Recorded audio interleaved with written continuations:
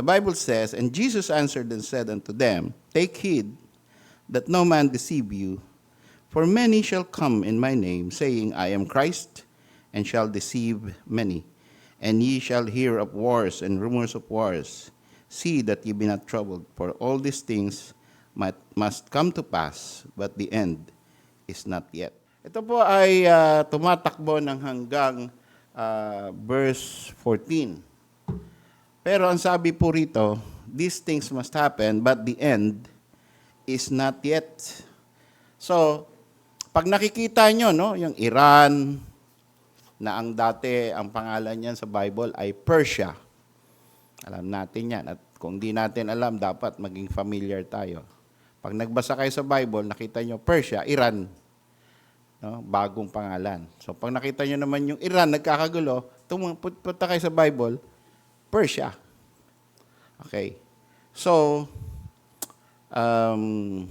sometimes, it is, there are prophecies about Persia. But there are also indicators na ang sentro ng propesiya ay ang Israel. Yung gano'n naman lagi. No? Pero ito, no? Sinasabi ng Panginoon, huwag niyong ikakapit sa end ang wars and rumors of wars. Huwag niyong ikakapit sa end na tapos na, malapit nang matapos ang mundo, yung many that shall come in my name, saying, I am Christ. Marami ang madideceive, marami ang mag-aaway, lahat yan ay darating sa mundong ito, pero hindi pa ang katapusan. So, kung may nakikita tayo, huwag tayong mabahala. Ang kailangan lang natin lagi ay maging handa. At huwag tayong sumama doon sa mga deceived. Yun ang kailangan. Kaya nga nagwa-warning ang Panginoon na darating ang false Christ dahil para yung mga anak niya, yung mga members ng churches na supposed to be siya ang iniintay ay hindi lilipat doon sa mga false Christ. Mahal natin si Kristo. Pagka dahil sa sobrang pagmamahal, ay may narinig kang Christ, andito na si Christ, andito na yung Jesus Christ, dahil sa sobrang pagmamahal mo, pupunta ka doon, ayun kumbaga, na-deceive ka. Okay? Dahil alam naman natin na ang Panginoon, pag dumating yan, may trumpet. Yun ang unang yugto ng kanyang pagdating, may trumpet na maririnig sa buong mundo. So, hindi yan basta dumating, tas nagkatawang tao ulit.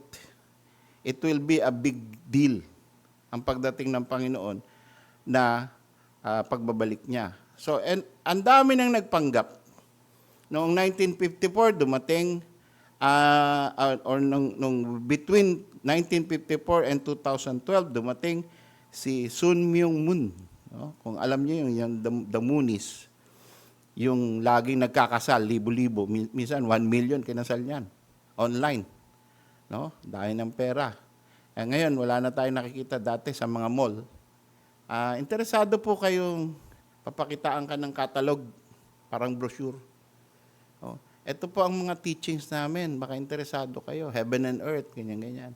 So, yun yung mga Moonies or Sun Myung Moon. Siya ang nagsasabing, siya ang Kristo na nagkatawang tao na second coming of Christ. Ang daming nadadaya.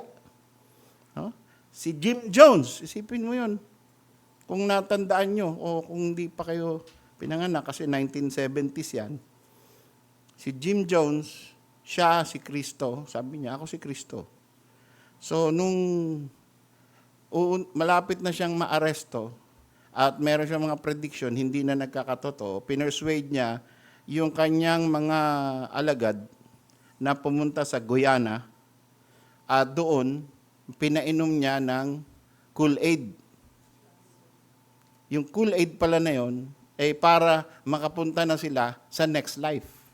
Lason yun para sila mamatay lahat. Kaya, nung dumating yung authorities, 900 patay. Isipin mo, 900. Bata, matanda. na-persuade niya na uminom ng Kool-Aid. Kaya minsan pagka sa mga political speeches, isa sa mga rhetoric ng mga nag-a-accuse na niloloko ka lang niyang tao na yan. Have you drunk the Kool-Aid? Yun ang kanilang inaano. Ibig sabihin nun, nagogoyo ka na ba na yan? Have you drunk the Kool-Aid? So, these are false Christ. At dito sa Pilipinas, meron ding kibuloy. No? At yan, ay appointed son of God. Pagka awake ka, pagka Bible Christian ka, kitang-kita mo yung pandaraya eh. Kitang-kita mo yung difference between the truth and yung claims niya eh. Pero pagka ikaw ay na-Kool-Aid na, wala. Sabi mo, nga no? Biro mo, sinabi niya, masasara yung ABS-CBN, nasara. Biro mo, sabi niya, luluwag yung EDSA, nag-pandemic. Baka nga yan na yung Diyos. So, kumbaga, talagang false Christ will come.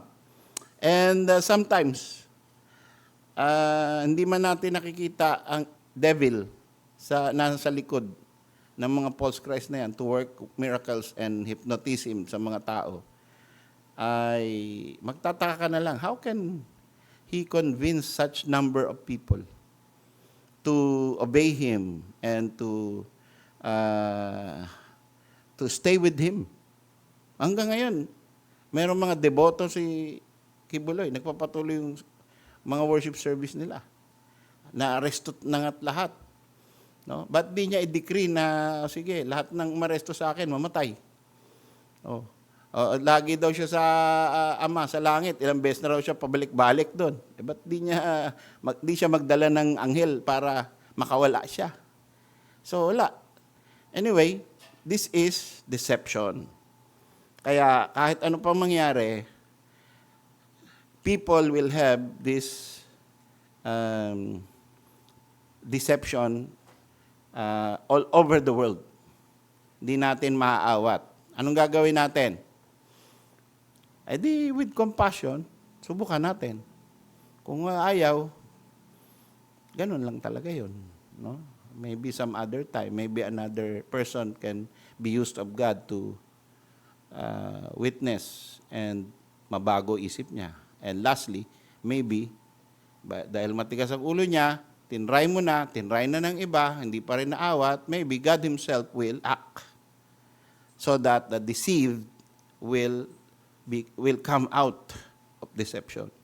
God Himself will be the final event that will happen in his life, whether bigla siyang atakihin, bigla siyang kagaya ng nangyari kay Nebuchadnezzar.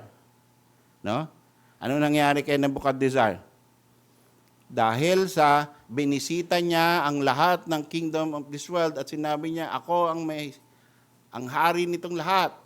At that exact moment, he became like an animal eating grass because he did not give glory to God. Herod, sabi, I hear the voice of God. I don't hear anymore the voice of a man.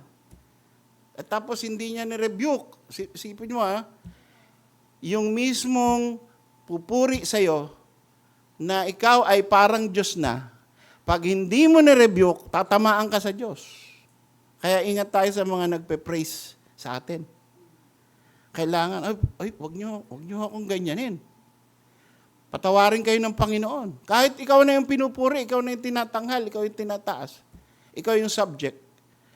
Mag-ingat ka in giving glory to yourself. Herod was eaten by his own worms while he was still giving a speech. So he died right there and there because he did not give God the glory. So, tayo po ay mag-ingat sa false Christ. Pag-ingatin natin ang ating mga kamag-anak at ang ating mga loved ones and friends. Sabihin natin, ito, Matthew 24, sinasabi, dadating ang false Christ. Don't you think yan yun. Huwag mong sabihin, ikaw na nga yun. Minsan, masyado tayong feisty eh. Masyado tayong palaaway. No? Ikaw na yun. Kung sinabi ng Panginoon na darating ang falsipikadong Kristo, nakita ko na. Ikaw. Huwag ganun. No? Bigay mo yung verse. Let the verse work its way in the hearts of the person na kausap mo. Mag-recite ka lang. Bigay mo lang. Tapos, magtanong ka. Bayaan mo ang self-realization. Hindi kaya yung paniniwala mo ngayon, ito na yung tinutukoy ng Panginoon na deception? Hindi kaya? Let him defend himself. Because if God is working with him, he will be stopped. His mouth will be stopped. That's the way to engage. Not always quarrel, but scriptures. Ang Panginoon, nung kausap niya si Satan, scripture lang eh. Diba? It is written, man shall not live by bread alone, but by every word that proceedeth out of the mouth of God. Thou shalt worship the Lord, and him only thou shalt serve, and Satan flee. He flew away. Quotation lang ng verse yun, hindi pa debate yun. That's the way to get rid of the devil. Not suntukan. Not saksakan. Not, so you fight evil with good. So ito yon. Pag dumating ang if nagkatok sa pintuan natin, or merong pamilya natin ang napasok ang mali. Oh. Mag-isip ka, anong magandang para ma-save siya doon sa kamalian. Ano pa sabi? Ye shall hear of wars and rumors of wars. See that ye be not troubled. So, ang dami na to trouble ngayon, di ba? Eh, doon daw sa Riyadh, yung ating mga kapatid doon, sa National Guard, nag-yellow alert kila Brother Arnold. Ibig sabihin, susunod doon yata, red alert na. So, yellow alert. Ibig sabihin, nobody goes out. Everybody is on standby, ready to receive the soldiers or patients who are victims of bombing. So, inaasahan nila na aatakihin, since inatake yung Qatar, baka sila aatakihin din kasi may airbase din ng US sa Saudi Arabia. Kaya nag-a-alert sila. O di siyempre, nagre-ripple effect. Mga Pilipino, ano kaya mangyayari sa atin? Uuwi na ba tayo? Ha? Dapat ba mag-isip na tayo ng plano pagka nagkakabombahan na ng walang tigil? Saan tayo tatakbo? Yan. Ano gagawin natin? I-ready mo na yung passport, i-ready mo na yung mga isang maleta na essentials para umalis ka. So, yan ang nababahala, troubled with wars and rumors of wars.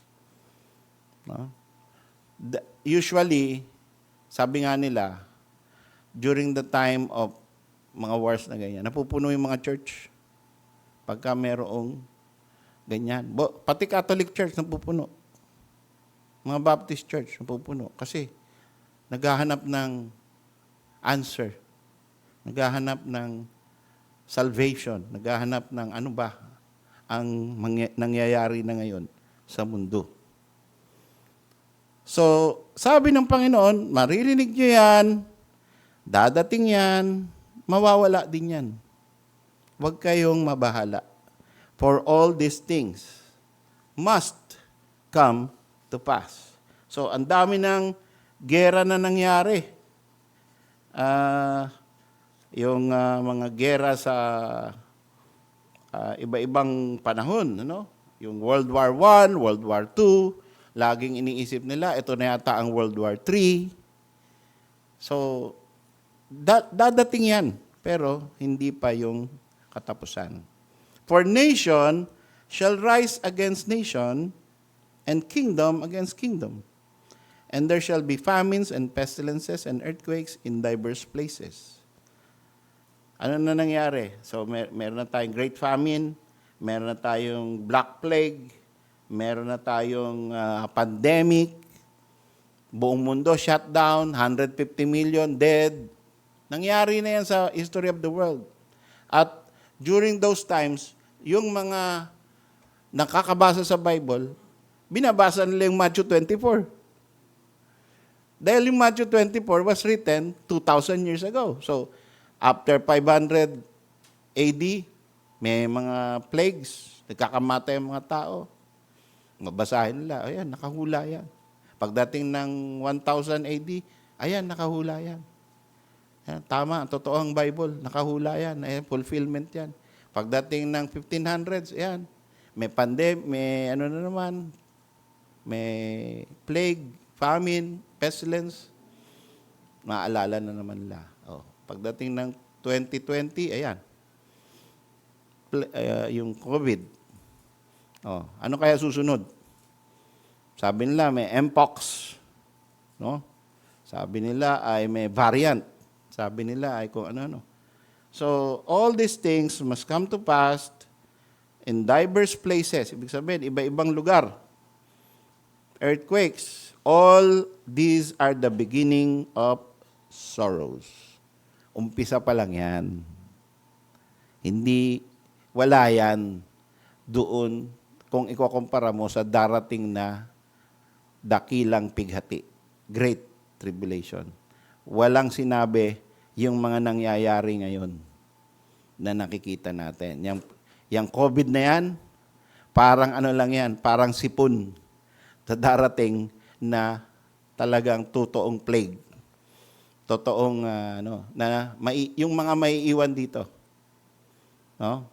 Yung mga tao na hindi na isama sa rapture ay kasi they don't believe in the Lord Jesus Christ. They will not be raised incorruptible. They will suffer the great tribulation. And pag sinabi ng Panginoon, great tribulation, it is great tribulation. Not happened ever since the world began. So itong nangyari sa atin ngayon, just the beginning of sorrows. Yang mga nangyari na nakaraan, 150 million dead, 300 million dead, beginning of sorrows pa lang yan. Kasi yung totoong count, no, 1/3 of the population of Earth, 8 billion, divided by 3. Ganong kadami ang, sa umpisa ng Great Tribulation period, ganong kadami mamamatay. In the end, almost 2/3 of the world's population will die. So, walang sinabi ang mga 150 million na yan. These are just beginnings of sorrows. They shall deliver you up to be afflicted and shall kill you, and ye shall be hated of all nations. So, ito has been happening sa mga Kristiyano. Lagi namang ang persecuted yung totoong Christians. So, kung totoo kang Christians, expect some trouble in your life from outside. Hindi lamang from inside, but from outside. Yung mga outsider, yung mga hindi mananampalataya, gagamitin yan ng dyablo para maunsyame ang pananampalataya mo. Dapat masanay ka. Pag hindi ka masanay, ang reaction mo, violent. Ang reaction mo, sira ang testimony mo. Tindihan natin? Masanay tayo na tayo ay inuusig. Then shall they deliver you up to be afflicted. Wala kang ginagawang masama doon sa mga tao, bibigyan ka ng affliction. Binibigyan mo ng mabuting trato ang mga tao, hahamunin ka. Dahil Kristiyano ka. Dahil nasa tama kang pananampalataya. Yun ang kasalanan mo. Kasalanan mo ay nananampalataya ka kay Kristo, kaya you deserve to be afflicted. You deserve to be outcasts. And even in some countries, you deserve to die. Oh, so alam natin, it has been going on that it is death penalty to be a Christian, to teach Christianity. No? Kaya, mabuti na lang sa Pilipinas, walang ganun. No? Di ba, nung panahon ng Kastila, yung tinatawag nila na herehe at filibustero, it's not only because you are a heretic against the government of Spain, but you are a heretic against Catholicism. To challenge the Catholic Church is to be a rebel against the kingdom of Spain and to be unruly. No? So, yan ang nangyari sa Geneva. Si John Calvin mismo ay nagpapatay sa mga Anabaptist. Siya yung kinokonsulta ng gobyerno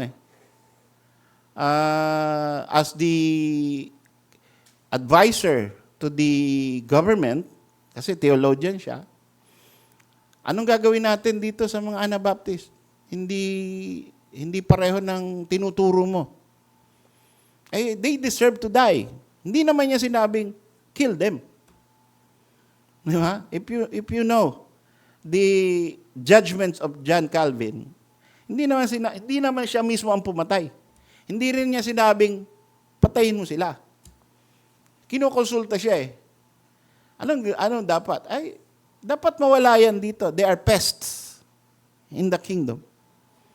They are nuisance. So they must leave or face the death penalty. Kaya, minsan, tayo ng mga sovereign gracers ay inaakusahan. Ba't kayo Calvinist? Hindi niyo ba alam na si Calvin ay pumatay ng mga Baptist? Yan. That is a display of ignorance. Sige nga, pakitanong, sinong Baptist ang pinatay ni Calvin? O sinong Baptist ang pinapatay niya? Anong judgment? Saan? Anong book nakalagay yan? So, hindi ganon. No? Although he opposed Anabaptist, he opposed Waldenses, he opposed those who are fellow evangelicals. Kasi parehong evangelicals Ang issue, baptism They believe in infant baptism, yung mga Baptist, adult baptism, by immersion. Yun ang issue hindi yung save ka ba o unsaved. So, it was a different. Pero, because yung mga Anabaptists want to follow the Bible, wala kami nakikitang binabaptize na baby. So, bakit yung mga baby namin, isasubmit namin for baptism sa Presbyterian Church? No. Dahil doon, they want to be true to the Scripture, they were afflicted, and they were cast out, and they were meted the death penalty. Salamat tayo sa Panginoon, hindi na ganyan ngayon sa Pilipinas. Diba?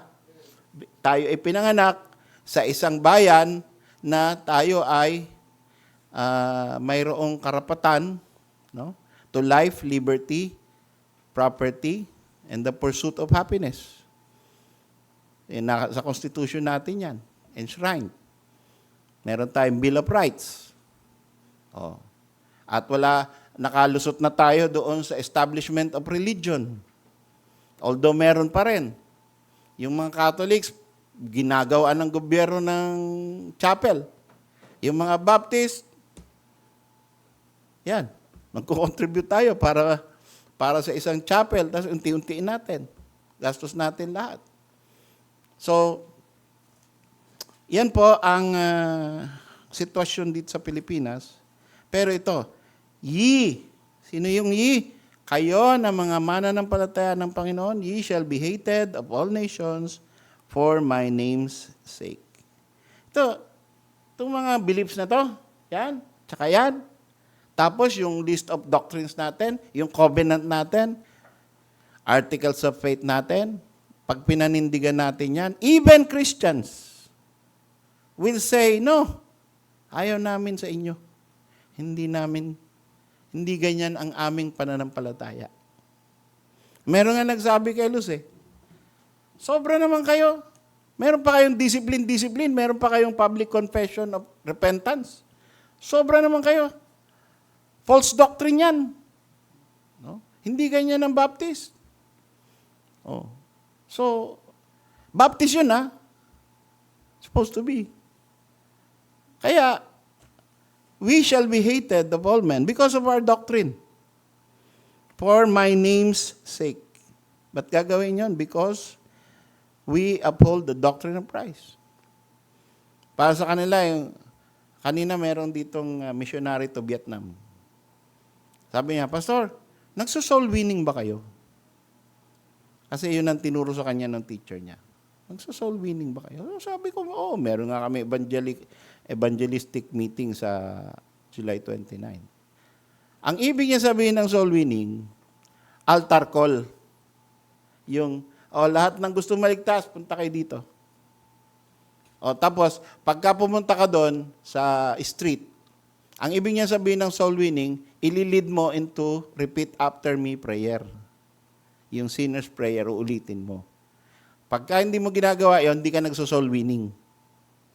Hindi natin ginagawa yon.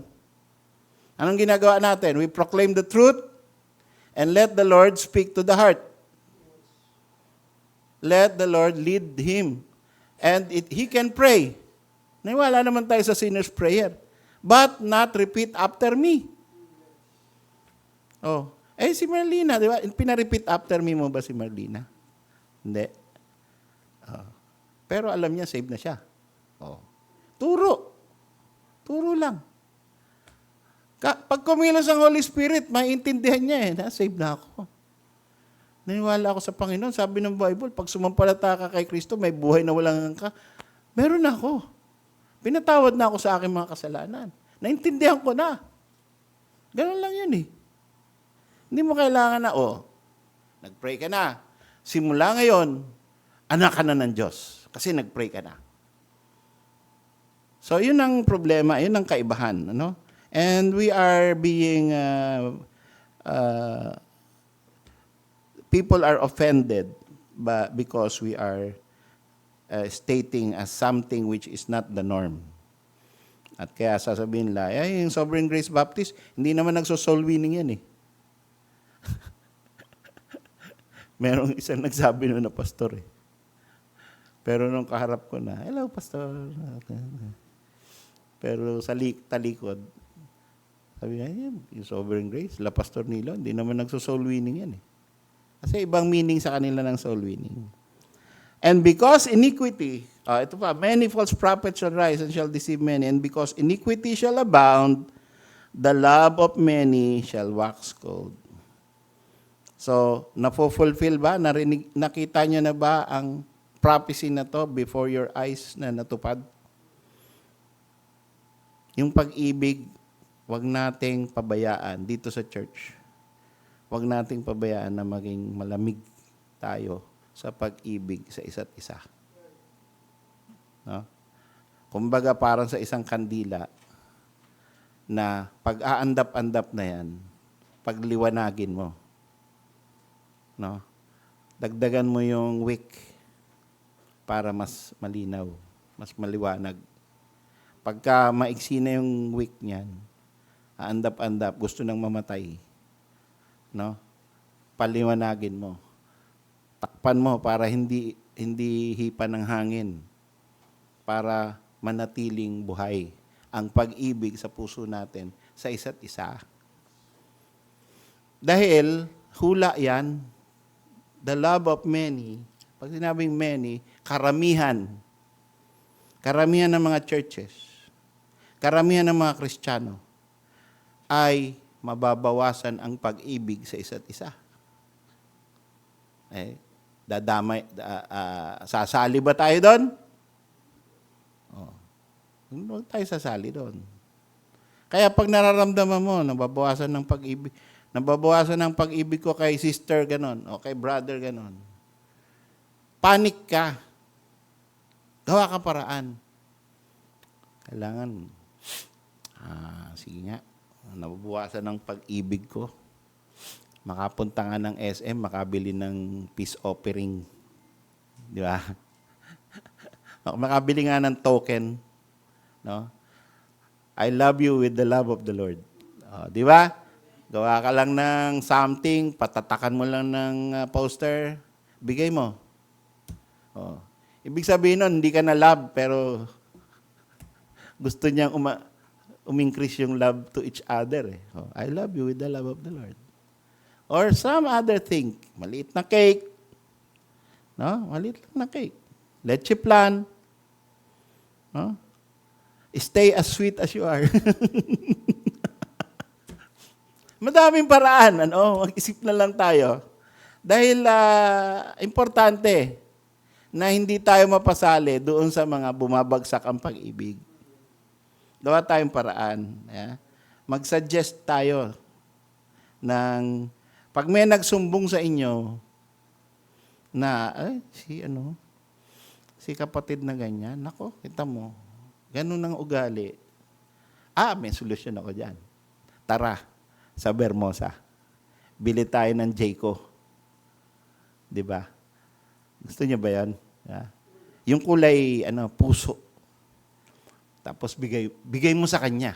Kasi sabi mo, hindi ka nag-iigihan sa ugali eh. So, ito ang solusyon dyan. Jayco. Starbucks. Ay, hindi. Huwag Starbucks. McDo. Maraming paraan eh. No? So, yun ang pag nababawasan na yung pag-ibig mo. But he that shall endure unto the end, the same shall be saved. So, yan po ay tungkol sa power of God to maintain our salvation. We will endure to the end because God is the author and finisher of our faith. And this gospel of the kingdom shall be preached in all the world for a witness unto all nations, and then shall the end come. Now, with regards to this verse, with regards to this passage of Scripture, ginagamit ito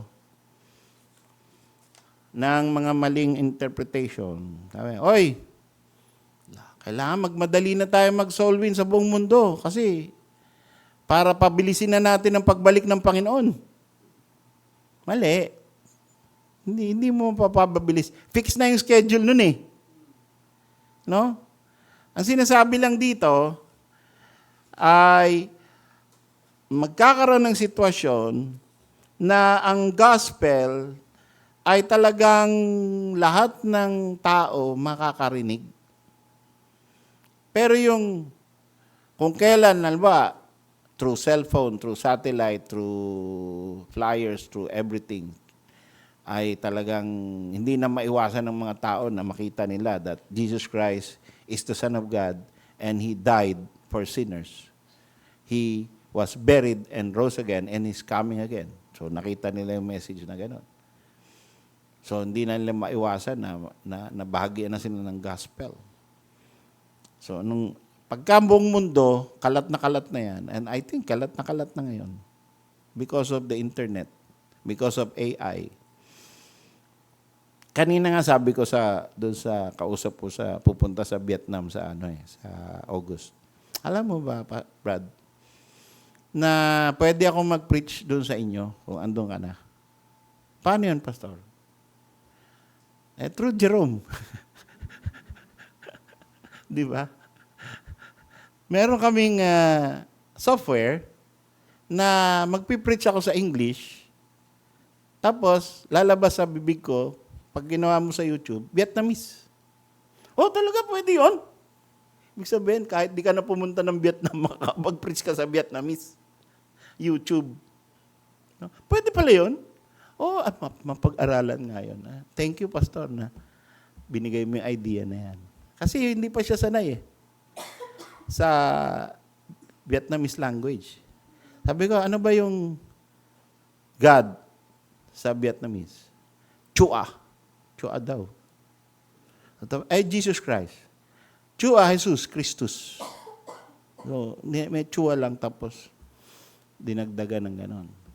Pero pag mali yung pagka-pronounce mo, di ba, yung mga Vietnamese, tik-tang, tok niya, tang, ganon magsalita yun eh. So, kailangan yung mga end mo, parang tinataga yung leeg, parang ganon. Meow! Meow! So, pwede tayong magkaroon ng worldwide ministry.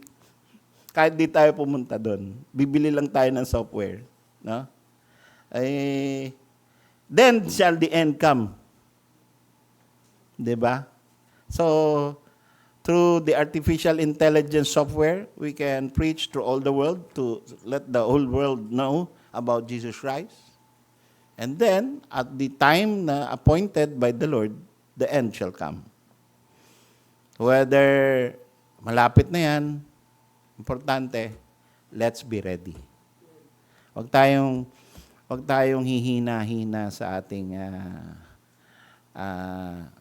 maturity, gospel sharing. No? It's both commission and omission. No? Kailangan meron kang commitment. Meron kang ginagawa. Meron kang ministry.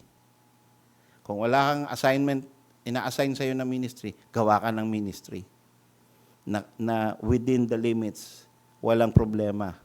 Kahit hindi ka i-appoint, pwede mong gawin. Soul winning is one of them. Gawin mo lang yan. And omission, wag mong kakalimutan na umibig, wag mong kakalimutan. Yung presence natin is already, sabi nga nung isang meme, ministry.